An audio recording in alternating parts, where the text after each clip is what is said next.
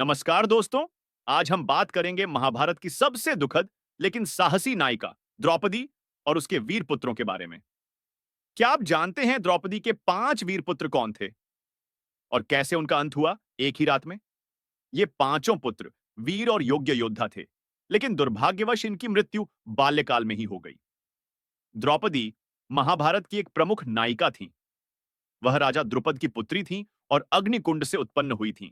इसीलिए उन्हें यज्ञसेनी भी कहा जाता है। उनका विवाह पांचों पांडवों से हुआ था। एक साथ 5 पतियों की पत्नी बनने वाली वे अकेली नारी थीं। द्रौपदी के 5 पुत्र उपपांडव। द्रौपदी ने प्रत्येक पांडव से एक-एक पुत्र को जन्म दिया। इन पांचों को उपपांडव कहा जाता है। ये पांचों पुत्र महाभारत युद्ध के बाद एक त्रासदी का शिकार हुए। जब महाभारत का युद्ध समाप्त हो गया और पांडवों ने हस्तिनापुर की गद्दी संभाली, तो अश्वत्थामा ने बदले की भावना में आकर एक रात पांडव शिविर पर हमला कर दिया। उसने चुपके से सोते हुए उपपांडवों का वध कर दिया, यह सोचकर कि वे पांडव हैं।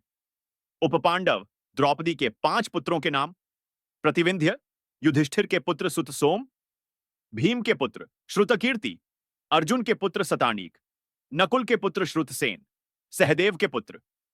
यह कांड इतना क्रूर था कि श्री कृष्ण ने अश्वत्थामा को श्राप दिया कि वह चिरजीवी होकर युगों तक दुख भोगे। जब यह समाचार द्रौपदी को मिला, तो वह अत्यंत शोकग्रस्त हो गई। परंतु आश्चर्य की बात यह है कि जब अश्वत्थामा पकड़ा गया, तो द्रौपदी ने उसे माफ कर दिया, यह कहते हुए, जैसे मैं अपने पुत्रों को खो चुकी हूं, वैसे ही उसकी मां को भी संतान का दुख न मिले। द्रौपदी की यह करुणा और क्षमा महाभारत की सबसे उच्च नैतिक शिक्षाओं में से एक मानी जाती है।